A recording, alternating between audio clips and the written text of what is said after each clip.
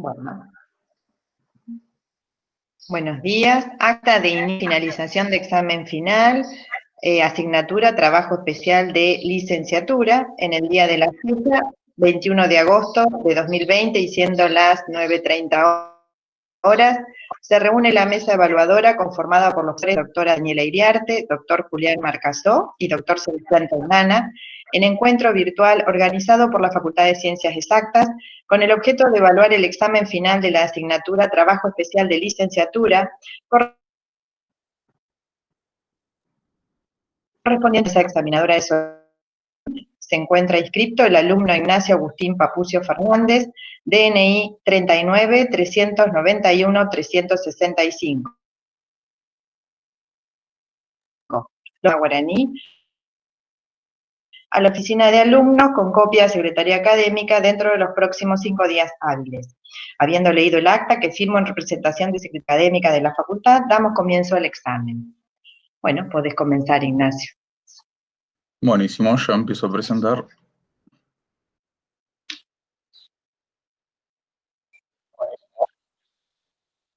Ustedes díganme si se ve o no, porque yo no los veo. Sí, se ve bien. Perfecto. Sí, se ve bien. Bueno, arranco nomás. Primero que nada, buenos días a los jurados y a las representantes de la facultad. Gracias por darme la opción de rendir de manera virtual el trabajo final. Mi nombre es Ignacio Agustín Papucio Fernández y este es mi trabajo, Estudio Espectroscópico de Plasmas LIBS Inmersos en Campos Magnéticos, dirigido por el doctor Cristian D'Angelo en la Facultad de Ciencias Exactas en la Universidad Nacional del Centro de la Provincia de Buenos Aires. Dicho todo esto, vamos a empezar con los objetivos del trabajo. El objetivo principal del trabajo es estudiar los plasmas LIBS generados a baja presión e inmersos en un campo magnético, utilizando para esto líneas espectroscópicas del aluminio 1 y el aluminio 2. Dentro de lo que es el estudio de estos plasmas, lo que vamos a hacer va a ser estimar el equilibrio termodinámico local, la densidad electrónica, la densidad de elementos emisores y la temperatura electrónica del plasma, así como también el beta del plasma, que es una medida del confinamiento magnético sobre este. Esto nos va a permitir avanzar en modelos de física básica con aplicaciones directas que tengan que ver con mejoras en los límites de la técnica, ya sea para cuantificación como para detección. Y finalmente, estudiar el efecto Zeeman en plasmas LIBS confinados magnéticamente, que es algo que no hemos visto que haya ocurrido antes en la bibliografía.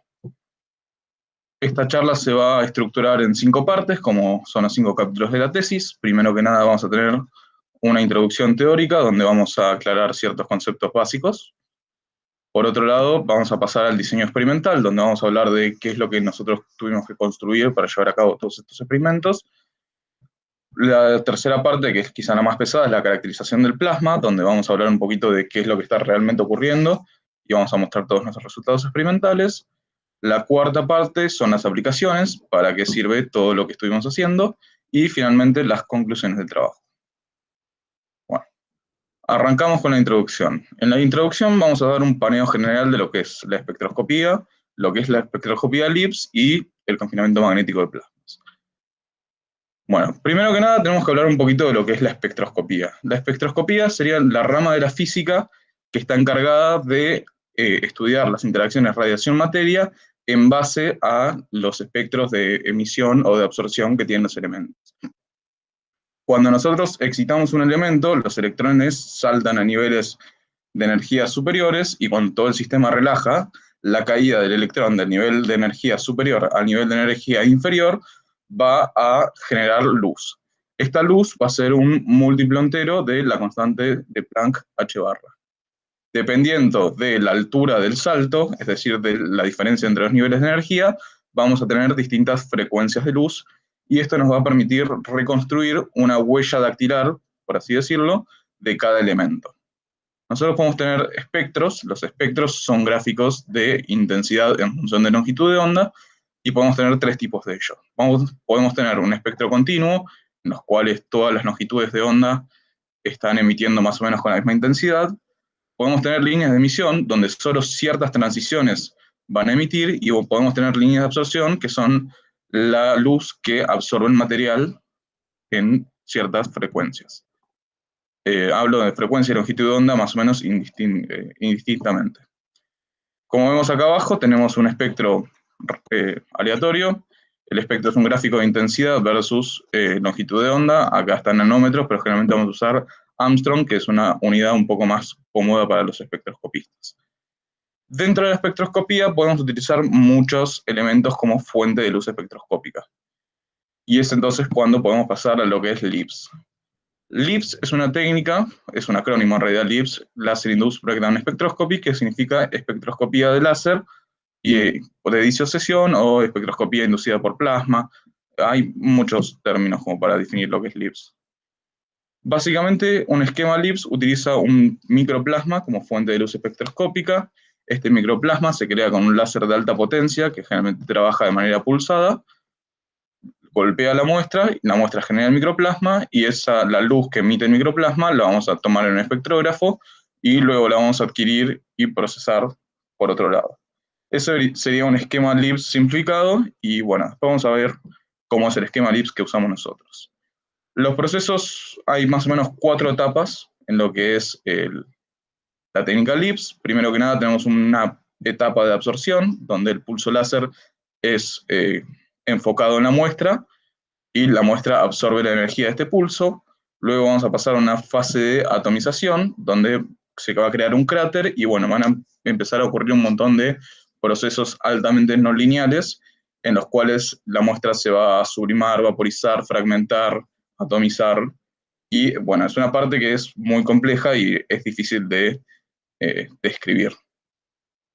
Una vez que ya se está empezando a formar el plasma, vamos a tener unos pequeños microsegundos, nanosegundos, donde vamos a tener una emisión continua causada por el Bremsstrahlung, acompañada de una onda de choque, y luego después vamos a ya tener la emisión específica de los elementos. Entre el periodo de atomización y el de emisión específica pasan cierto tiempo. Este tiempo nosotros definimos como tiempo post-breakdown, que generalmente son unos pocos nanosegundos. Una de las aplicaciones más importantes hoy en día en lo que es la técnica LIBS es en los Curiosity rovers de Marte, en los cuales usan la técnica para analizar el suelo marciano. Es muy útil la técnica LIBS porque es muy robusta experimentalmente. Uno puede dispararle con el láser prácticamente a cualquier cosa, no importa el estado de agregación, y es bastante sencillo, no necesita preparar la muestra, y es sencillo colectar la luz. Bueno, primero que nada, tenemos que hablar un poco acerca de cómo vamos a tratar nosotros a nuestros plasmas. Para eso, hay, en principio, la aproximación que se utilizaría sería la aproximación del plasma homogéneo o plasma grueso, en los cuales la intensidad está definida por esta fórmula de acá arriba. Sin embargo, esta expresión puede ser un poquito problemática de utilizar, por lo cual, cuando el término espesor óptico, que es este término que está acá subrayado, es mucho menor a 1, vamos a poder pasar a una aproximación de plasma delgado, que es mucho más sencilla de tratar, y de los cuales la intensidad queda entonces en función de la constante de Planck, la velocidad de la luz, la longitud de onda, la probabilidad de transición, la población del nivel, los pesos estadísticos, la función partición, la energía y la temperatura, y del perfil de línea. El espesor óptico, no sé si lo dije, es la magnitud que da cuenta de la proporción de la intensidad que es atenuada por la reabsorción de la radiación emitida por cada átomo individual del plasma mismo. Es decir, yo tengo un átomo que emite, esa luz puede ser absorbida por otro átomo vecino.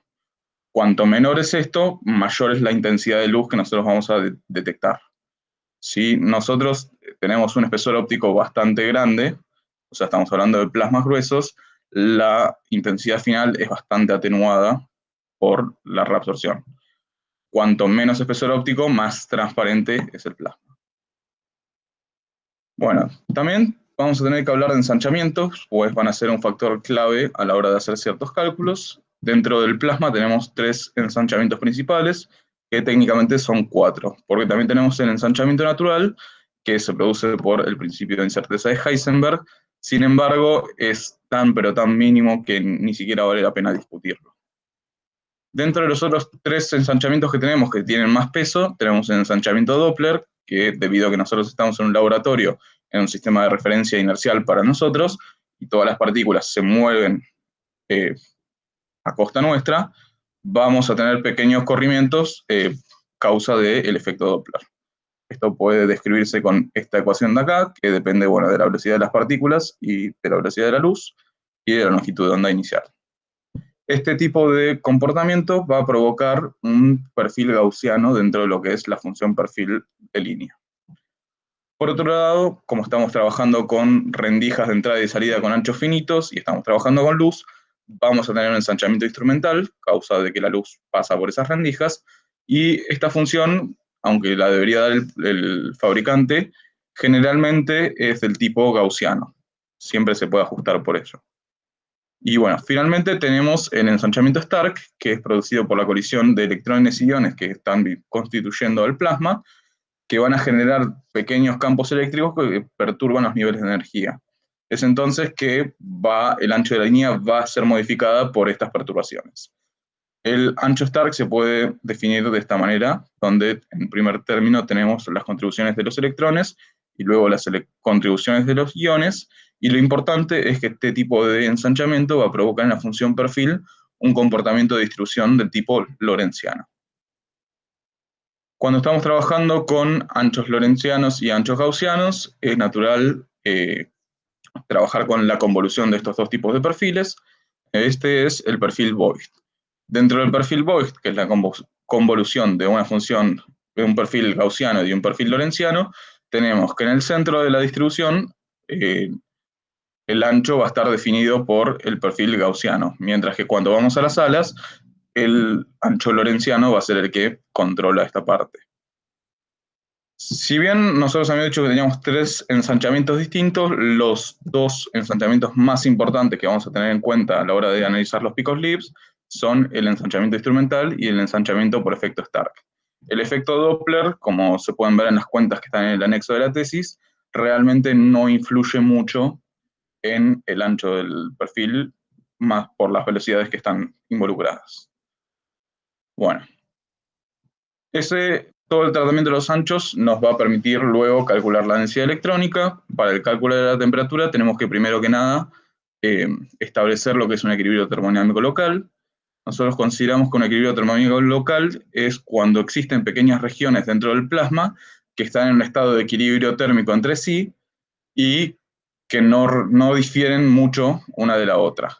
Estas zonas van a permitir transferir energía de zona en zona y van a termalizar el plasma.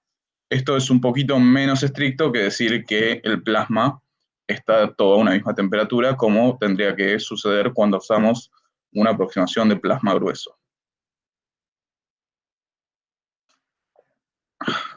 Para determinar si nosotros estamos en un estado de equilibrio térmico o no, hay varios criterios. Uno de ellos es el criterio de Max-Wurther, donde tenemos una densidad electrónica cota que nos va a decir, si estás a más de esta densidad electrónica, vas a estar seguramente en un equilibrio termodinámico local. Sin embargo, esta no es una condición muy estricta. Otra condición que se podrían tomar en cuenta es la linealidad de un plot de Boltzmann. Plot de Boltzmann va a ser interesante porque va a ser uno de los mecanismos por los cuales nosotros podemos calcular la temperatura del plasma. En caso de tener equilibrio termodinámico local y que la distribución de velocidades de los electrones y las poblaciones de niveles de energía dependan de la temperatura, podemos entonces usar una distribución de Boltzmann para explicar la población de los niveles, con lo cual podremos llegar a una expresión en los cuales, con una intensidad característica de la línea, podemos encontrar una forma lineal en los cuales la pendiente con signo cambiado la pendiente dada vuelta con signo cambiado nos va a dar la temperatura del plasma. Bien, hay veces que tenemos líneas de más de un elemento y es interesante poder calcular la temperatura del plasma utilizando líneas de ambos elementos. Para eso lo que usamos es un plot de Saja-Boltzmann, donde en lugar de usar una distribución de Boltzmann para la población de los niveles, usamos una distribución de Saja. Cuando tenemos este caso, podemos llevar a una intensidad característica del plasma, en los cuales tenemos términos de ambas líneas. Este tipo de ecuación se puede utilizar solo para líneas espectrales de dos estados de ionización inmediatamente consecutivos, como por ejemplo el magnesio 1 y el magnesio 2 que tenemos acá.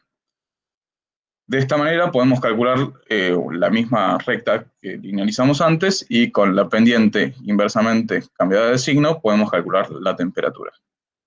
Y esto va a ser lo que vamos a usar nosotros en nuestro trabajo. Bueno, como decíamos antes, como el mecanismo dominante de ensanchamiento espectroscópico de las líneas es el efecto Stark, resulta natural aprovecharse de ello para calcular la densidad electrónica. Podemos utilizar entonces esta fórmula en las cuales usamos una función empírica C de n de la densidad electrónica de la temperatura y el ancho Stark. Esta función se calcula con densidades electrónicas de referencia y para temperaturas de referencia que, bueno, se consiguen de otros trabajos. Bueno, y el ancho Stark va a ser el ancho lorentziano a la mitad del perfil. Bueno, finalmente podemos hablar un poquito de lo que es el confinamiento magnético y el parámetro beta. El confinamiento magnético lo podríamos, primero que nada, hacer una primera aproximación a partir del electromagnetismo clásico con la fuerza de Lorentz. La fuerza de Lorentz está expresada así, y nos dice que la partícula va a tender a girar en torno al campo magnético con un radio de Larmor que está dado por su cantidad de movimiento y la intensidad del campo magnético. Este tratamiento, si bien es acertado para cada una de las partículas, en ocasiones no es suficiente, por lo que tenemos que ir a la magnetohidrodinámica, que lo que hace es considerar el plasma como un fluido eléctricamente cargado. Dentro de lo que es la magnetohidrodinámica podemos encontrar estas dos ecuaciones de equilibrio, y si unimos estas dos ecuaciones de equilibrio podemos llegar a esta ecuación de aquí. Cuando el término de la derecha, es decir, esta divergencia, es pequeña, lo que está dentro del gradiente es constante. Y si tenemos este caso, podemos entonces definir un parámetro beta que va a ser un cociente de entre la presión de partículas que tiene el plasma y la presión que está generando el campo magnético sobre el plasma. Este beta, ¿qué nos dice? Si el beta es igual a 1, nos dice que la presión por partículas es igual a la presión del campo magnético. Si el beta es mayor a 1, nos dice que la presión del campo magnético es menor que la presión por partículas, y si el beta es menor a 1, la presión del campo magnético es mayor. Por lo tanto, si nosotros tenemos betas de 1 para abajo, el plasma está confinado. Y este beta, bueno, también tiene que ver con las velocidades del plasma. Ya dicho todo esto, podemos pasar al diseño experimental. Dentro de lo que es el diseño experimental, vamos a hablar de nuestro esquema LIBS, con cuál es el que vamos a trabajar. Vamos a hablar del alojamiento magnético, es decir, dónde pusimos los imanes para poder realizar los experimentos, la celda de vacío, y vamos a hablar un poquito también de la caracterización del campo magnético de los imanes, que es algo que hicimos nosotros. Bueno, primero que nada tenemos el esquema experimental que utilizamos.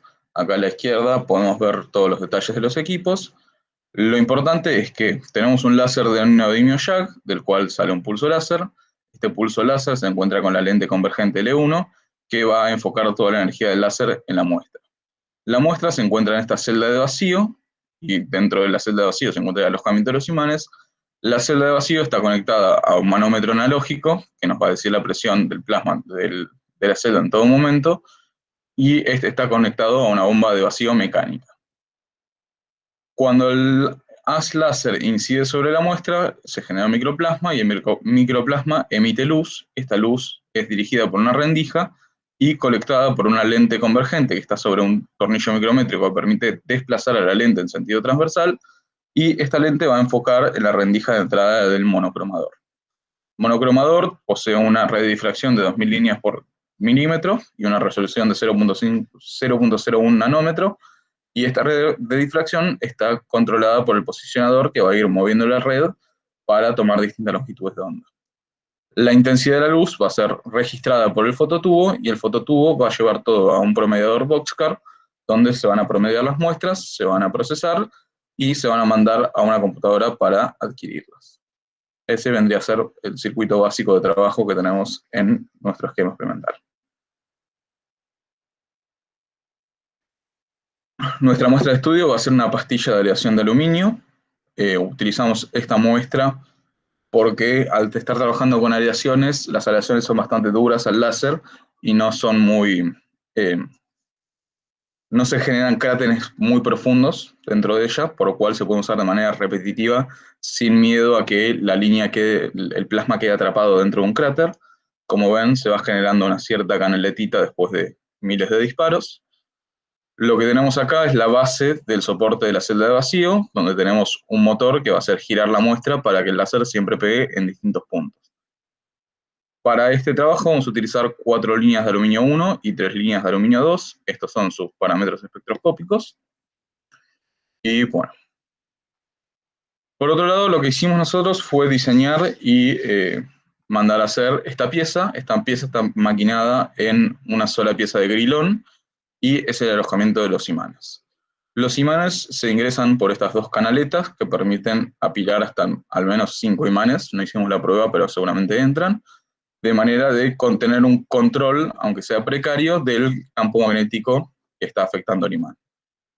Esta pieza tiene, aparte, 2 ventanas laterales, una acá y otra del otro lado, con los cuales vamos a recuperar la luz del plasma, y nos van a servir también para alinear la pieza. Y bueno, la ventana de entrada, que es por donde entra el láser y golpea la muestra. En la parte exterior de la pieza tenemos 3 pequeños imanes, uno acá y uno acá, que nos van a permitir mover todo este alojamiento desde fuera de la celda de vacío sin necesidad de romper el vacío que creamos. Esto es importante porque la celda de vacío tarda muchas horas en generar un estado estable, con lo cual, si tuviésemos que poner el campo magnético, abrir la pieza, medir, rearmar la pieza, tardaríamos un montón de tiempo en esperar a que la presión se equilibre, y de esta manera no tenemos que hacerlo. Esto tiene 5 centímetros de ancho y 9 milímetros de diámetro. Y la separación entre los imanes es de 1.4 centímetros. Bueno, esta es la celda de vacío de la cual hablaba. Está la parte de máquina de grilón donde está el motor, y a esto se le adosa, bueno, esta cámara vítrea. La unión entre los dos está formada por un O-ring y grasa de vacío, y las dimensiones son de 10 centímetros por 9.3 centímetros de diámetro. Como se puede ver, todo esto está montado sobre vástagos con nueces. Esto nos permite alinear la cámara en varias configuraciones. Bueno, tuvimos que nosotros caracterizar el campo magnético de los imanes de neodimio. Para eso lo que usamos fue usar un circuito integrado, un sensor radiométrico lineal de efecto Hall, modelo de RB 5055A4, que tenía una sensibilidad de 12.5 más menos 0.6 milivolt militesla. Este tipo de circuitos lo que nos permiten es obtener el campo magnético en base a la corriente que pasa por él. Para eso montamos el sensor radiométrico con un multímetro, dejamos fijo el imán y fuimos midiendo con una regla, a medida que nos acercábamos al imán, cuánto medía el campo magnético. Los datos de uno de los imanes, hicimos esto para los dos, puso una sola curva para no pecar de repetitivo, y son estos. En base a las 2 curvas de este tipo, podemos estimar el campo promedio entre los imanes a una distancia de 1.4 centímetros, y esto resultó ser de 0.5 más menos 0.01 Tesla. Bien. Es importante saber en qué zona del plasma estamos midiendo. Nosotros acá tenemos el esquema óptico que provee la lente de enfoque, esta que está sobre el tornillo traslador. Cuando nosotros movemos esta lente de enfoque, cambiamos la distancia dentro del plasma que estamos tomando. Esto está mediado todo mediante el tornillo micrométrico. Si nosotros movemos 1 milímetro en el tornillo micrométrico, en el plasma nos vamos a haber movido 1.52 milímetros. Por lo tanto, cuando nosotros trabajemos con un tornillo micrométrico de 4 milímetros, que vamos a ver que es la distancia ideal para medir el confinamiento magnético, vamos a estar hablando de una distancia dentro del plasma de 6 milímetros. Por otro lado, las rendijas, el ancho de la rendija de entrada va a determinar la sección del plasma con la cual nosotros estamos trabajando. Si nosotros trabajamos con un ancho de rendija de 70 micrómetros, vamos a estar trabajando con una sección del plasma, es decir, una tajada del plasma de 0.13 milímetros, y si trabajamos con 200 micrómetros, vamos a estar trabajando con 0.38 milímetros. Bien. Ahora pasamos a la parte de caracterización del plasma. Dentro de la caracterización del plasma, nosotros empezamos haciendo un análisis de cuál va a ser la distancia óptica dentro del plasma, con la cual nosotros vamos a poder detectar los efectos del confinamiento magnético más fehacientemente. Una vez hecho esto, vamos a hacer un análisis de perfiles, comenzando por un análisis temporal, para determinar en qué tiempo post-breakdown nos conviene trabajar. Luego vamos a trabajar con un parámetro de mejora que nos va a decir qué tan intenso es el perfil con campo magnético, sin campo magnético. Y finalmente vamos a trabajar en lo que es la estimación de la densidad electrónica, de la temperatura y del parámetro beta. Bien. Primero que nada, me gustaría mostrar estas dos fotos que no tuve tiempo ni lugar donde que incluirlas en el trabajo, que es una inspección visual que tuvimos al empezar este tipo de experimentos. Como se ve, cuando tenemos el plasma confinado, la morfología del plasma cambia mucho, pues tenemos esta forma de domo y la coloración es totalmente distinta a cuando tenemos el plasma sin confinar. Esto nos resultó interesante porque parecía ser un indicio de que realmente algo estaba cambiando en el plasma cuando aplicabas el campo magnético. Bueno, lo primero que hicimos fue, voy a sacar el pointer, utilizar la línea 3092 del aluminio 1 y barrer un espectro temporal. En un espectro temporal lo que nosotros hacemos es nos ponemos en el punto de máxima intensidad de una línea y medimos la intensidad en función al tiempo post-breakdown. En este caso, barrimos las líneas de entre 1 y 90 microsegundos con un tiempo de ventana de 60 nanosegundos y rendijas con un gran ancho para capturar la mayor luz posible. Lo que nosotros obtenemos son estas dos curvas. Esto lo hicimos midiendo en 0 milímetros de tornillo, medíamos un espectro temporal, avanzamos 1 milímetro, medíamos otro, avanzamos 1 milímetro, medíamos otro. Lo que nosotros llegamos no se puede apreciar así con este gráfico, con este nivel de detalle, por lo tanto vamos a agrandar un poquito, y vemos que hay una diferencia de intensidades en el comportamiento del plasma dependiendo de dónde es que estamos parados. Sin embargo, como resulta difícil leer este gráfico, lo que hicimos fue integrar la intensidad entre intervalos de tiempo post-breakdown y graficarla en función de la distancia de enfoque o distancia del plasma. Lo que nosotros obtenemos entonces son estos gráficos, que parecen ser perfiles, que están centrados sobre un punto. Todo lo que tiene triangulito tiene campo magnético, todo lo que tiene circulitos no. Lo que vemos es que en los primeros segundos las líneas con campo magnético tienden a tener un máximo alrededor de los 4 milímetros de funciones de enfoque. Esto es algo que vivimos para todos los tiempos post-breakdown, como podemos ver acá en la ampliación para pequeñas intensidades. Mientras que cuando no está confinado hay un pico en 2 milímetros, pero decae muy rápidamente. Es decir, solo podemos ver la línea en los primeros 10 microsegundos de vida. Bueno. El análisis anterior también nos sirvió para ver que los primeros 10 microsegundos son los realmente importantes, por lo cual nosotros decidimos tomar espectros temporales de las líneas en estos primeros 10 microsegundos, y lo que encontramos fueron estos dos tipos de gráficos que son bastante representativos del resto de las líneas. Tenemos el caso del aluminio 1, donde vemos que en principio, en los primeros microsegundos, la línea de aluminio 1 es mucho más intensa que la línea de aluminio 2, pero decae rápidamente. Esta línea tiene un pico alrededor de 1 microsegundo. Cuando trabajamos con el caso confinado, vemos que la línea tiene un pico entre los 2 y 3 microsegundos y que luego decae lentamente, en contraste con la línea sin confinar que decayó ya a los 4 microsegundos.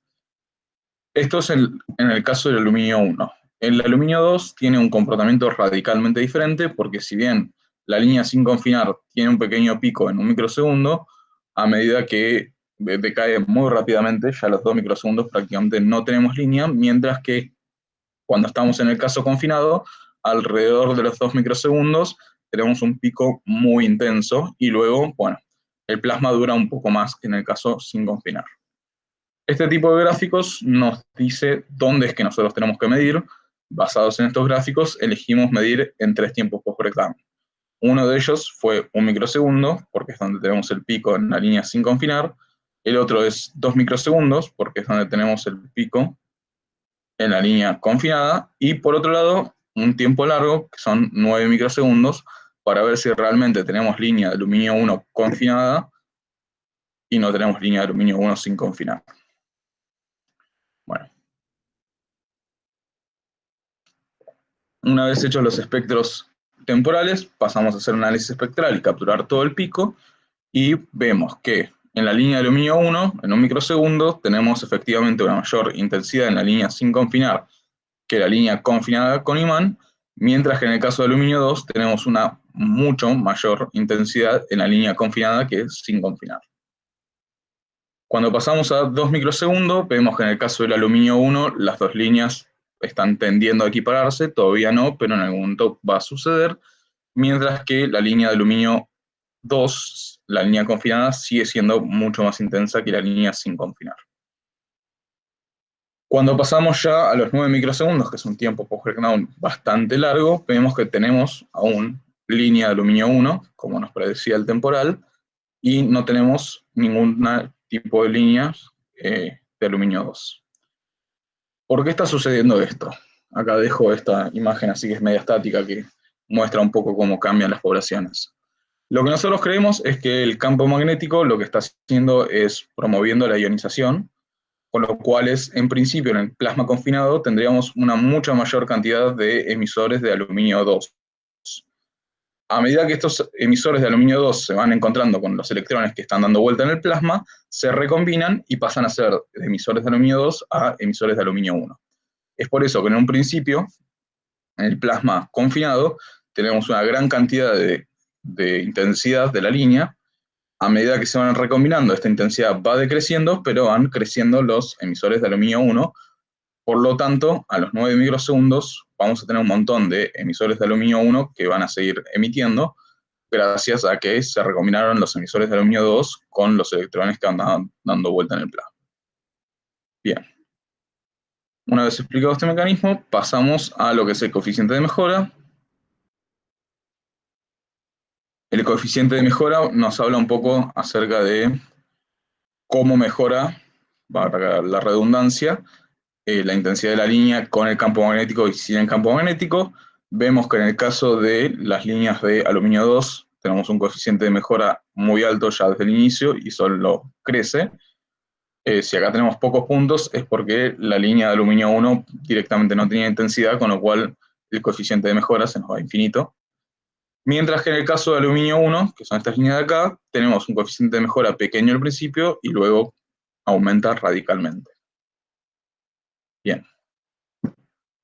Otro de los análisis que nosotros hicimos fue estimar la temperatura del plasma. Para eso usamos plot de Saja-Boltzmann. Este es uno de los plots nuestros. Los que mostramos en la introducción eran genéricos. Como podemos ver, la temperatura del plasma, dependiendo del tiempo breakdown, va decreciendo con el tiempo. Y estamos hablando de una temperatura confinada en un microsegundo de entre 2.5 electronvolt a 1 electronvolt cuando estamos en los 9 microsegundos, y la temperatura sin confinar va de 1.9 a 0.8. Esto estamos hablando más o menos de 30.000 Kelvin, entre 15.000 y 30.000 Kelvin.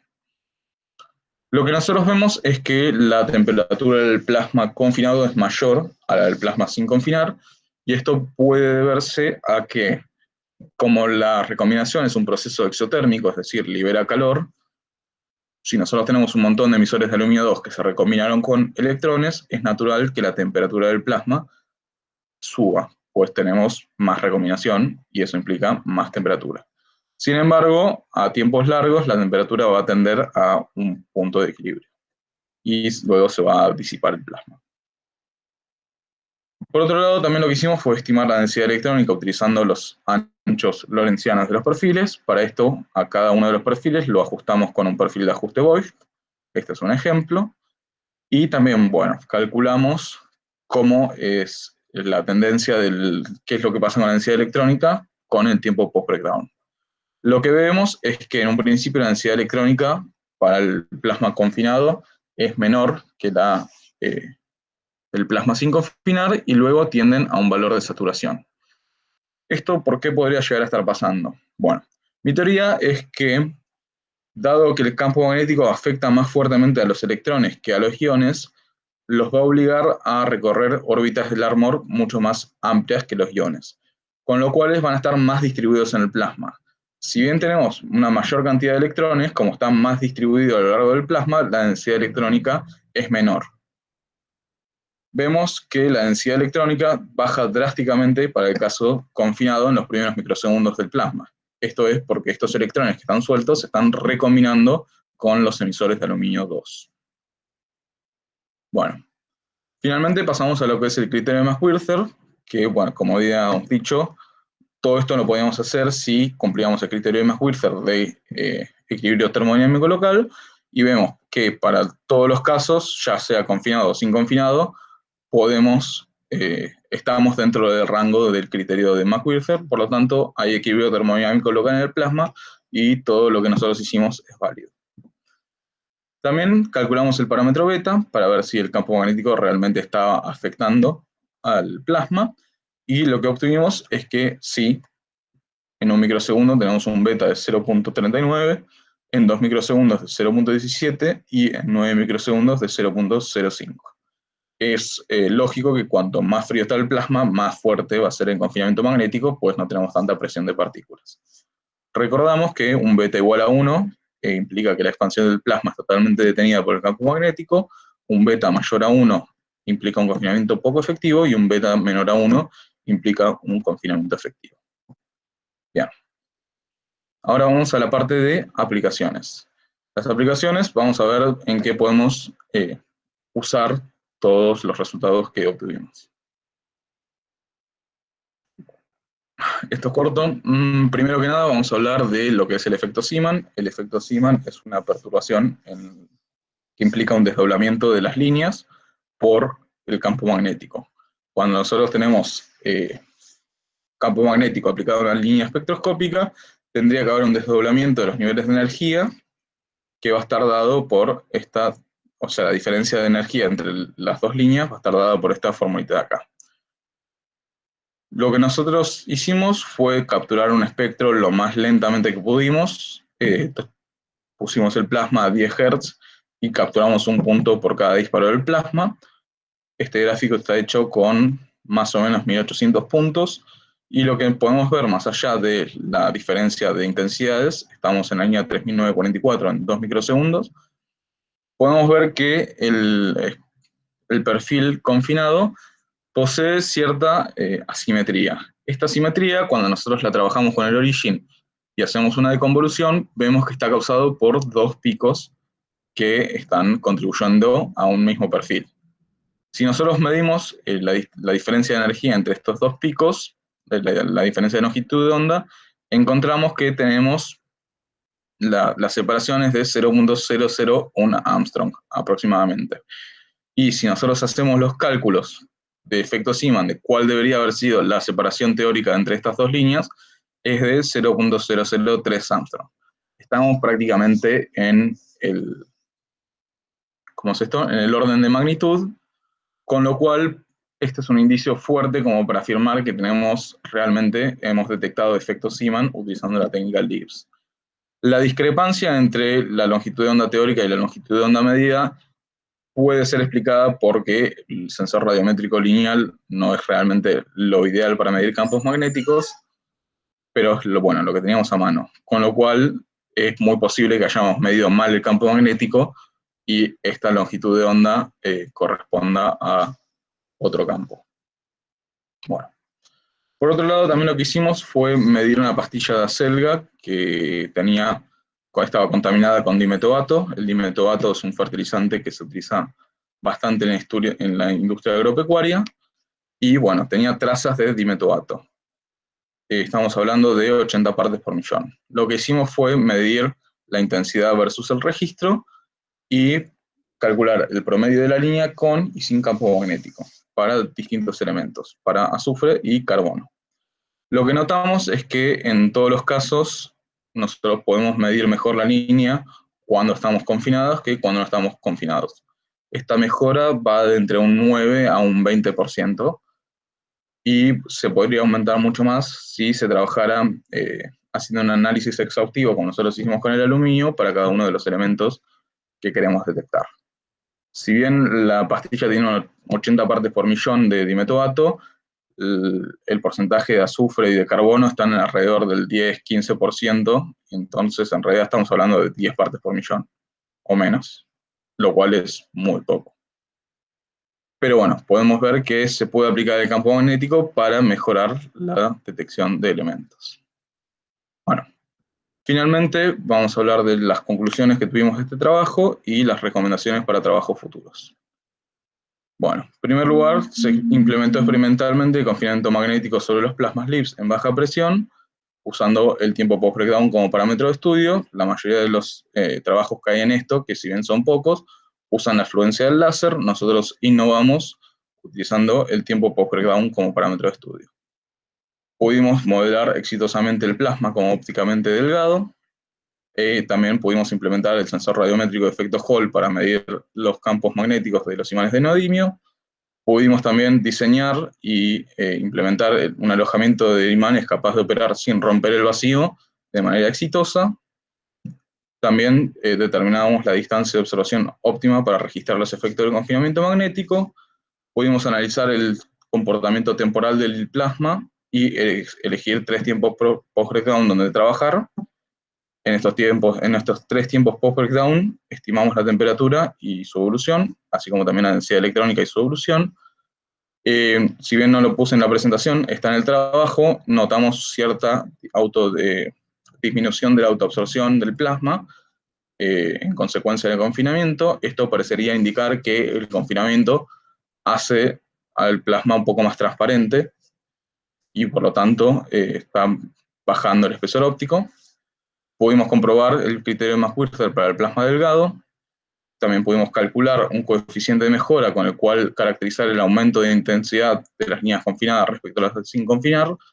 También pudimos cuantificar el confinamiento con el parámetro beta y pudimos observar el desdoblamiento de las líneas propio del efecto Zeeman, así como también una mejora en la detección de pesticidas en hortalizas entre el 9 y el 20%. Y bueno, eso creo que sería todo. Para trabajos futuros sería interesante estudiar una mayor cantidad de tiempos post-breakdown. Esto es para tener más puntos experimentales y modelar mejor lo que le está pasando al plasma. Por otro lado, también sería útil usar gases nobles. Los gases nobles están ampliamente documentados en la bibliografía, entonces se puede contrastar mucho mejor lo que pasa con campo magnético que lo que pasa sin campo magnético. Otra opción sería estudiar la relación de la intensidad de la línea versus la intensidad del campo magnético. Esto se puede usar mediante electroimanes, en los cuales, variando la corriente, puedes variar la intensidad del campo magnético. Y bueno, por otro lado, profundizar el estudio en muestras orgánicas, pues podría mejorar realmente los límites de detección de la técnica. Y eso sería todo, así que gracias por su atención. ¿Preguntas? Bueno, gracias, Ignacio. Gracias. Espero no haber sido muy tedioso ni nada. No. Para nada. Bueno, Estoy a su disposición. bueno, arrancás, Danielita. Sí. ¿Querés empezar, Dani? Bueno, me pareció muy interesante la tesis. Ya estuve yo charlando con él antes, haciéndole algunas preguntas en una entrevista previa sobre la tesis en sí. Yo, como vieja espectroscopista, siempre me interesaron estas cosas, así que, bueno, me remonta a mis antiguos trabajos. Bueno, como les decía, ya le hice unas cuantas preguntas a Ignacio, pero bueno, respecto de la presentación, me pareció muy clara, sumamente clara. Me gustó cómo la armaste. Y lo que quería preguntar es, ¿por qué específicamente eligieron esas líneas de aluminio 1 y aluminio 2? ¿Basado en qué criterio? Bueno, el aluminio es un elemento que está más o menos estudiado dentro del grupo LIBS por lo tanto ya teníamos un poco de información acerca de cómo trabajar con él, y sencillamente pues eran las líneas más intensas y tenían los parámetros cuánticos más variados. Queríamos tener un poquito de representación respecto a los J más que nada, porque estaba planeado hacer un estudio respecto a si algunas líneas estaban más afectadas por su J o no, pero no se llegó. Pero básicamente eran las líneas más intensas y las que más documentadas teníamos. Perfecto. Y respecto de la separación entre los imanes, vos estableciste una separación fija de 1,4, puede ser, milímetros. Sí, está dado por la pieza misma de Grilón que creamos. Esto te asegura que siempre están a 1,4 centímetros. No importa cuántos imanes vos pongas. Pero ¿por qué esa separación específicamente? ¿Hicieron algún estudio para saber? Fue la separación que pudimos hacer sin que la pieza se rompiera. Nosotros lo que quisimos siempre fue minimizar la distancia entre los imanes. Sí. Eso implicaba que la pieza tenía que ser lo suficientemente sólida como para soportar esa separación, porque si no los imanes iban a tratar de colapsarla. Encontramos que nuestro mayor compromiso era en los 1,4 centímetros. Hicieron esa sola pieza, o sea, no tienen otras distancias entre imanes como para probar lo mismo con otras separaciones, ¿no? No, no tenemos. Lo importante es que la distancia entre los imanes sea constante. Sí, sí, sí. Aparte, con esa distancia, más o menos nos aseguramos que todo el plasma está inmerso dentro del campo magnético. Sí, después las otras cosas que bueno, las comentaste como trabajo futuro, que a mí me parecía interesante, eso de meterlo no en el vacío, sino en un gas buffer, digamos, un gas noble, que a lo mejor el efecto de confinamiento cambiaría por el hecho de que le estás aportando otros elementos, otros iones ahí adentro. Y es probable que cambie, pero sí. Lo que pasa también es que cuando tenés otro medio propagador dentro del plasma, o sea, el plasma está inmerso en medio propagador, lo que tenés es un efecto de onda de choque. La onda de choque, cuando rebota contra las paredes del confinamiento, vuelve a comprimir el plasma. Entonces, usamos vacío para evitar esa onda de choque. Yo todo lo que tiene que ver con onda de choque lo trabajé en laboratorio 2 y fue bastante peliagudo porque nosotros encontrábamos que había un comportamiento radicalmente distinto cuando confinábamos, pero estaba más que nada asociado al efecto de onda de choque. Claro, está bueno. Muy interesante. Una cosa que a mí me queda también, que no sé si Cristian yo lo he observado, si han hecho, el hecho de, siempre hemos hecho los plasmas observados en dirección perpendicular. ¿Qué pasaría si la muestra queda en una dirección oblicua? Es decir, que uno analizaría un plasma más grueso. Sí, estamos haciendo eso con Lucila ahora, porque vos cambiás el L, ¿no? Aumentás la longitud del plasma. Claro, sin hacer grandes modificaciones, simplemente con una incidencia oblicua, con un cierto ángulo, podés cambiar el espesor del plasma, ¿no? Exactamente, ahí podés tener el efecto de autoabsorción también, por supuesto más grande, por tener L más grande en el capa por L, precisamente el espesor óptico va a ser mayor. Entonces, pero muchas veces cuando las líneas son débiles, vos buscás que el L sea grande, porque vos querés más emisores. Claro, sí, sí. No querés mayor densidad, querés más emisores, a igual densidad. Y el problema acá es que es complejo, porque fíjate que inclusive en la foto, el plasma es muy largo. Cuando vos bajás la presión y necesitas un campo magnético mayor todavía. La configuración que tenemos que usar ahí sería un espejo dicróico que nos tomara directamente la luz del frente del plasma y la mandara al monocromador. Porque no es muy fácil moverte con esa pieza que le hicimos para esto, simplemente para precisamente, específicamente, y armar todo un esquema de poder poner oblicuo o entrar con el láser en forma perpendicular también, lo cual es complicado. Sí, Tenemos que hacer una configuración para poder trabajar. Esto que contaba él, que disminuía la autoabsorción, el hecho de combinarlo, que eso me parece interesante. No, sí, es una aplicación muy buena. Además que nada para calibración. Sí. Sí, la verdad que tiene todavía muchas cosas para hacerse eso. Hay mucho para estudiar. Sí, bueno, aclaro una cosita. Bueno, no sé si la aclaro después. No sé si esto habla bien de mí. Este día fue de Ignacio, ¿eh? Sí, sabía, me había contado él. Sí. Lo tuvimos que atajar un poco porque la locura era más alta, pero continuando. Pero bueno. Pero resultó, bueno, me alegro. Bueno, por mi parte está bien, le dejo las preguntas al resto de los jurados. Buenísimo, gracias, Lilita. Bueno, ¿sigo yo, Seba? Bien. Bueno, Ignacio, primero me gustaría que, a ver si contás un poquito, me contás un poquito de la cocina del experimento, ¿sí? Un poco el laboratorio. A ver, en el sentido más que nada de qué problemas te encontraste, qué te resultó, si problemas con el enfoque del plasma, con cómo poner el campo magnético, qué soluciones encontraste a eso, a todo lo que fue la cocina del experimento en sí, ¿no?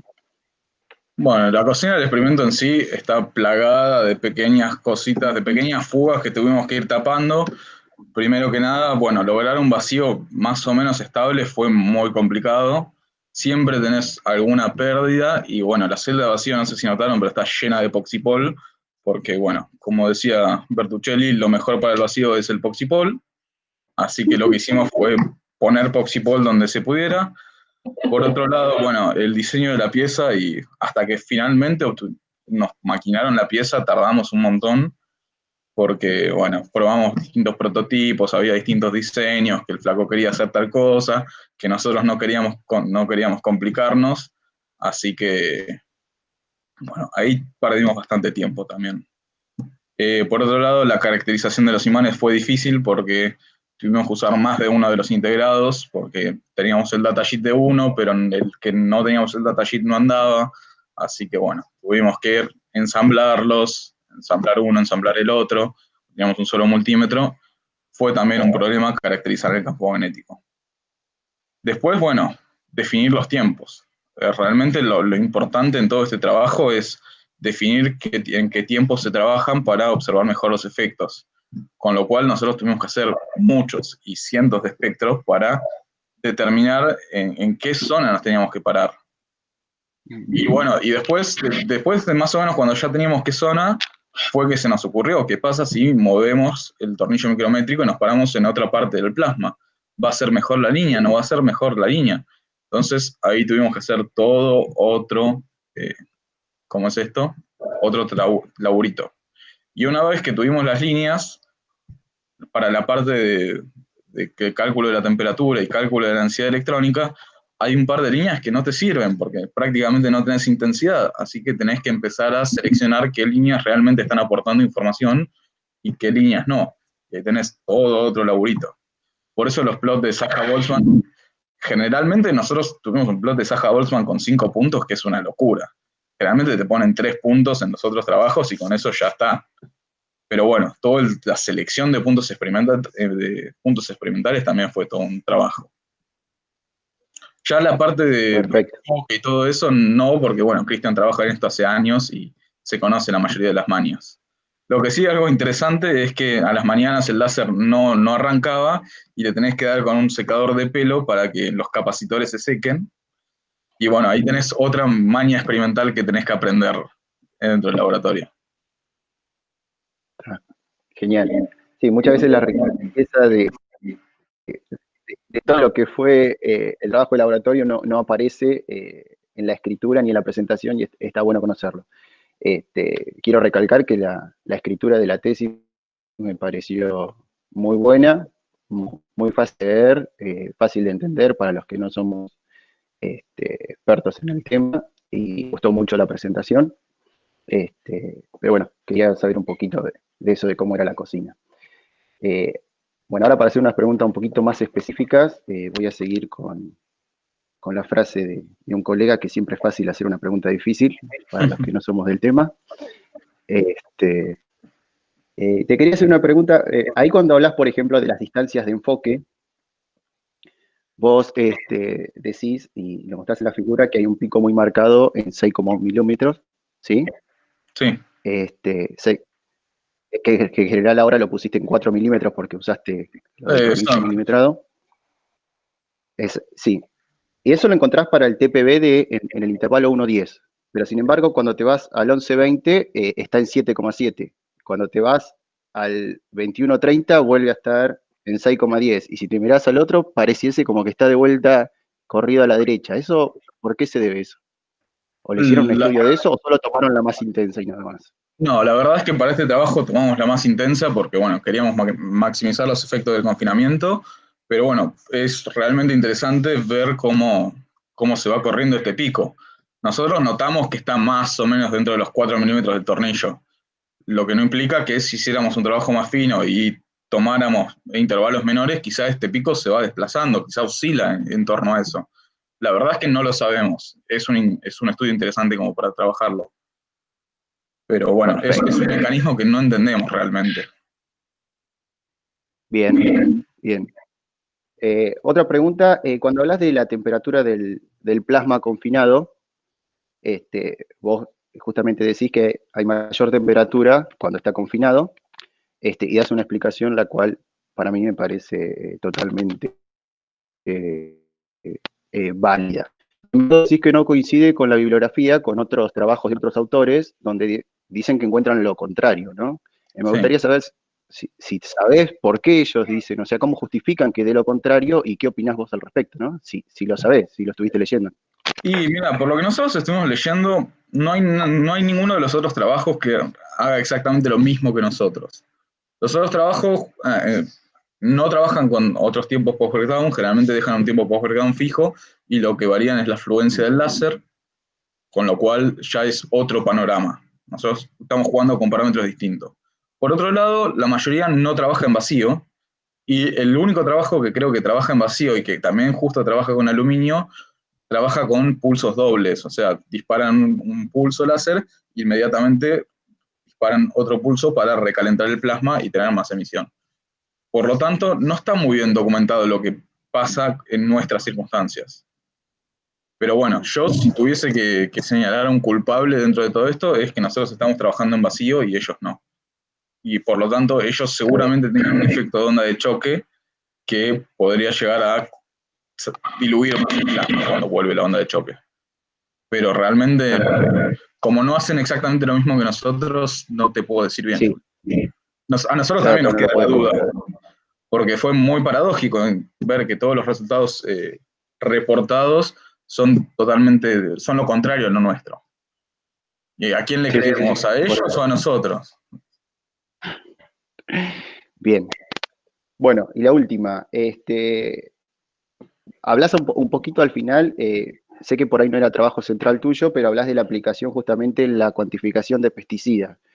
Sí. Una cosa es saber si tiene un pesticida y otra cosa en cuantificarlo y todo. ¿Cómo sería la aplicación de esto? ¿Podés explicar un poquito más cómo se utilizaría esto? Sí, Mira, nosotros lo que hicimos con estas pruebas preliminares fue mejorar la detección. Para mejorar la cuantificación, si bien al principio la idea del proyecto era también trabajar con eso, implica hacer curvas de calibración de cuánto de cada elemento está dentro de la muestra, y eso ya es todo un proceso totalmente aparte y es un montón de laburo. Fíjate que la mayoría de las tesis de ambiental que trabajan en el grupo LIBS hablan de hacer estas curvas de calibración. Cristian puede atestiguar, poner la tesis de Lucila que estuve leyendo para ¿cómo es esto? Para inspirarme en lo que es la detección, es toda una tesis. Perfecto. Entonces, no sé si Cristian quiere hacer un comentario más respecto a esto, que es el que sabe. No, era eso. Yo quería saber hasta dónde había llegado vos en ese tema. No, bueno, las pruebas, aparte de estas últimas, los experimentos de cuantificación y detección los hicimos empezando la pandemia, por lo tanto se cortó mucho con eso. Si fuese por mí, yo hubiese hecho un montón de espectros más y yo dato experimental para tirar por el techo, pero bueno, la circunstancia medio nos frenó. Está bien. Bueno, gracias Ignacio, la verdad que te felicito porque, ya te digo, muy bueno tanto la escritura como la presentación y me gustó mucho, así que le doy lugar. Gracias, Julián. Seba.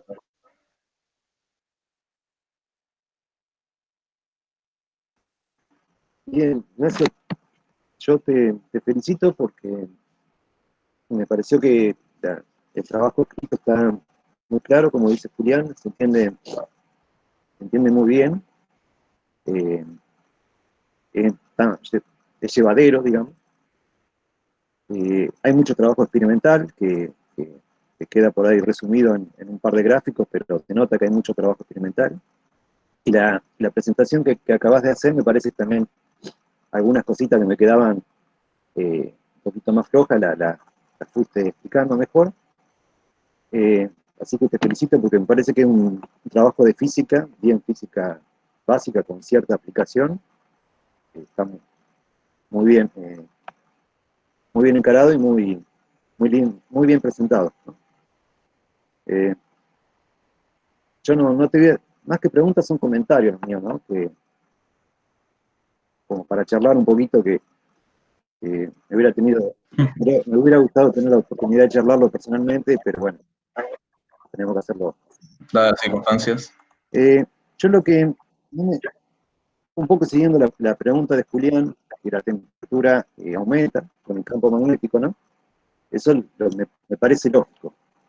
Lo que no te termino de entender, o por ahí no veo todo el contexto sobre la densidad electrónica, que con el imán disminuye, ¿no es cierto? Claro, a mí lo que me parece es que el campo magnético lo que está haciendo es desparramar los electrones más uniformemente a lo largo del plasma. Como el plasma quizá probablemente sea más largo cuando está confinado, la densidad electrónica, cuando medís una pequeña porción del plasma, debería disminuir un poquito. Sin embargo, bueno, el tema de la densidad electrónica es algo que también nos dejó un poquito perplejos por cómo está actuando. Los mecanismos realmente y lo que está pasando ahí, con 3 puntos experimentales, con 3 tiempos post-breakdown, no podría afirmar totalmente lo que pasa. Por eso, insisto, que habría que hacer un estudio con mayor tiempo post-breakdown, y lo que sería muy interesante de hacer, que bueno, Cristian un poquito no me dejó porque las cuentas son bastante peliagudas, es hacer ¿cómo es esto? Hacer una estimación del número de emisores de aluminio 2 y de aluminio 1. De esta manera nosotros podemos ver si realmente tenemos un mayor grado de ionización. Y si tenemos un mayor grado de ionización, podemos, bueno, engancharlo un poquito con la densidad electrónica y explicar mejor el fenómeno. Pero bueno, las cuentas son realmente mucho más difíciles y había que ponerle fin al trabajo en algún momento. Está bien. Sobre el campo magnético, o sea, lo que te pregunté también previamente, como que uno esperaría que el campo magnético deformara un poco el plasma, ¿no es cierto? Porque los electrones que van en la dirección del campo no se van a sentir afectadas por el campo, ¿no? Y entonces el plasma se deformaría. Además, como decís vos, los electrones son los que sienten mayor la influencia del campo magnético que los iones, entonces se podría producir como un efecto de separación electrón-ion que luego va a crear un campo eléctrico que va a tratar de volverlo, ¿no? O sea, ¿se va a producir algún tipo de separación? Sí, bueno, todo eso está un poquito dentro de las condiciones de equilibrio de la magnetohidrodinámica. Se van a generar un montón de corrientes de deriva que van a reordenarte el plasma de distintas maneras. Pero bueno, eso ya está bastante lejos de lo que es nuestra capacidad de análisis. Realmente no podemos analizar cómo se está deformando el plasma, sobre todo porque, bueno, el alojamiento de los imanes no te permite ver la forma del plasma y los plasmas duran microsegundos. Entonces no es que podemos sacar fotos y ver realmente cómo está deformándose el plasma. Pero por otro lado, sí, estoy de acuerdo con vos, para mí va a haber una separación entre iones y electrones, y es por eso que la densidad electrónica cambia. A mí me parece que tendríamos que tener un núcleo un poquito más duro de iones, que son los que son menos movilizados por el campo magnético, y después todos los electrones dando vuelta. Sería como si los electrones fueran la clara y los iones fueran la yema del huevo, si querés decirlo así. Perdón, también me parece interesante esa observación de Sebastián por el hecho de que puede generarse ensanchamiento por efecto Stark. Si se genera un campo eléctrico, eso podría hacer que también afectara el ancho de las líneas. Sí, totalmente.